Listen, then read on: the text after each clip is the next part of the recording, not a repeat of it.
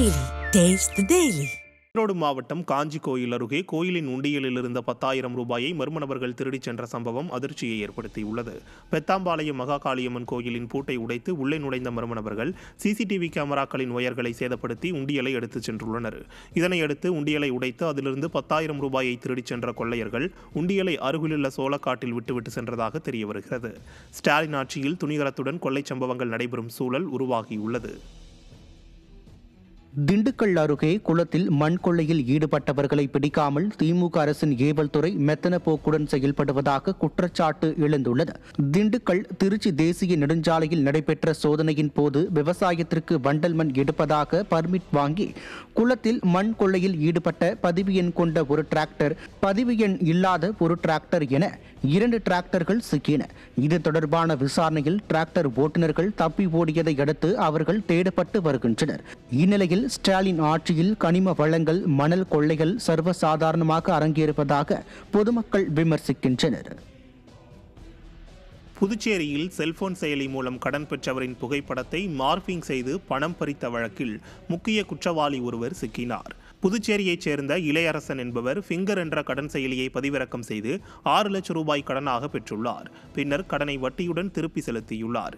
இருப்பினும் பணம் செலுத்திய பிறகும் அடையாளம் தெரியாத நபர் வாட்ஸ்அப் மூலம் இளையரசனை தொடர்பு கொண்டு கடன் தொகையை செலுத்த கூறியுள்ளார்.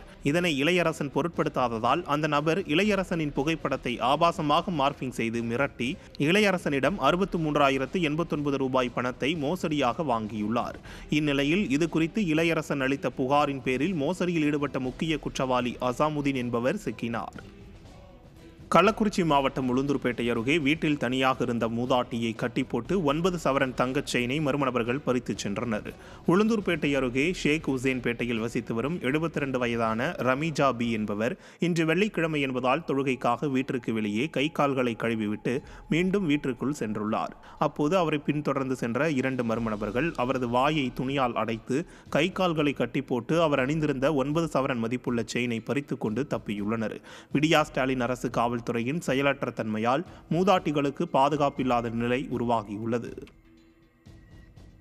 மழை நிலவரம், காய்கறி விலை நிலவரம் போல் திராவிட மாடல் ஆட்சியில் கொலை நிலவரத்தை அடுத்து இன்றைய போதைப் பொருள் விற்பனை நிலவரம்.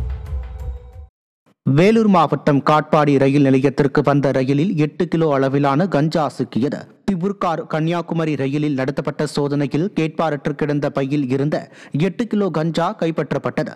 தமிழ்நாட்டை சர்வதேச கஞ்சா சந்தையாக மாற்ற ஸ்டாலின் திட்டமிட்டுள்ளாரா என மக்கள் கேள்வி எழுப்பியுள்ளனர்.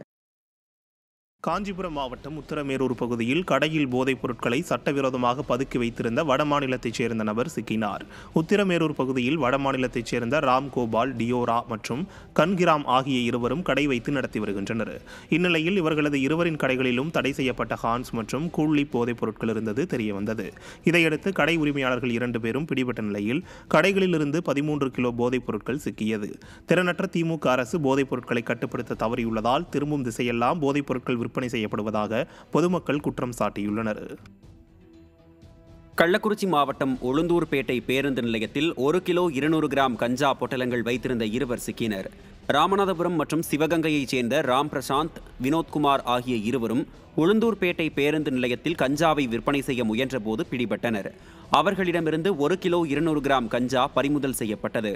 விடியா திமுக ஆட்சியில் கள்ளச்சாராயத்தை தொடர்ந்து கஞ்சாவால் கள்ளக்குறிச்சி மாவட்டம் சீரழிவதாக பொதுமக்கள் குற்றம் சாட்டினர்.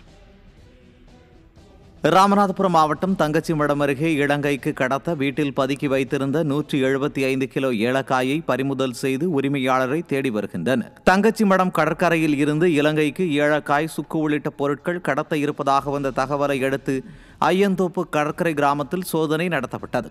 அப்போது சுரேஷ் என்பவரது வீட்டில் இலங்கைக்கு கடத்துவதற்காக 7 மூட்டைகளில் 175 கிலோ ஏலக்காய் இருந்தது தெரியவந்தது. இதன் மதிப்பு ரூபாய் 6 லட்சம் ஆகும். ஏலக்காயை பறிமுதல் செய்து சுரேஷை தேடி வருகின்றனர். விடியா ஸ்டாலின் ஆட்சியில் காவல்துறையினர் கடற்பகுதியில் ரோந்து செல்லாததே கடத்தல் சம்பவங்கள் அதிகரிப்பிற்கு காரணம் என குற்றம் சாட்டப்படுகிறது. ஆந்திராவிலிருந்து திருத்தணி வழியாக ரயில் மூலம் சென்னைக்கு கஞ்சா கடத்தி வந்த 3 பேர் பிடிபட்டனர். ஆந்திராவிலிருந்து திருத்தணி வழியாக கஞ்சா உள்ளிட்ட போதைப் பொருட்கள் ரயிலில் கடத்தி வருவதாக தகவல் கிடைத்தது. அதன் பேரில் திருவாலங்காடு ரயில் நிலையத்தில் ஆந்திராவிலிருந்து சென்னை நோக்கி வந்த ரயிலில் சோதனையிட்டதில் 3 பேர் கஞ்சா கடத்தியது தெரியவந்தது. அவர்களிடம் விசாரணை நடத்தியதில் பட்டுக்கோட்டையைச் சேர்ந்த நிர்மல், முத்துக்குமார், சூர்யா என தெரியவந்தது. அவர்களை பிடித்து அவர்களிடமிருந்த 9 கிலோ கஞ்சா பறிமுதல் செய்யப்பட்டது. விடியா ஸ்டாலின் ஆட்சியில் காவல்துறை விழிப்போடு இல்லாததே போதைப் பொருட்கள் எளிதாக நடமாட வழிவகுக்கிறது. தாய்லாந்து நாட்டில் இருந்து விமானம் மூலம் சென்னைக்கு கடத்தி வரப்பட்ட 5 கோடி ரூபாய் மதிப்பிலான 5 கிலோ கஞ்சா பிடிபட்டது. தாய்லாந்து நாட்டில் இருந்து வந்த பயணிகளில் ஒருவர் சந்தேகத்திற்குரிய வகையில் நடந்து கொண்டதை அடுத்து அவரிடம் சோதனை நடத்தப்பட்டது. ஹைட்ரோபோனிக் முறையில் வளர்க்கப்பட்ட கஞ்சாவை கடத்தி வந்தது கண்டுபிடிக்கப்பட்டதை அடுத்து அவரிடமிருந்து 5 கோடி ரூபாய் மதிப்பிலான 5 கிலோ ஹைட்ரோபோனிக் கஞ்சா பறிமுதல் செய்யப்பட்டது. திறனற்ற விடியா ஸ்டாலின் ஆட்சியில் தமிழகம் போதைப் பொருட்களின் குடோனாக மாறிவிட்டதாக பொதுமக்கள் குற்றம் சாட்டுகின்றனர்.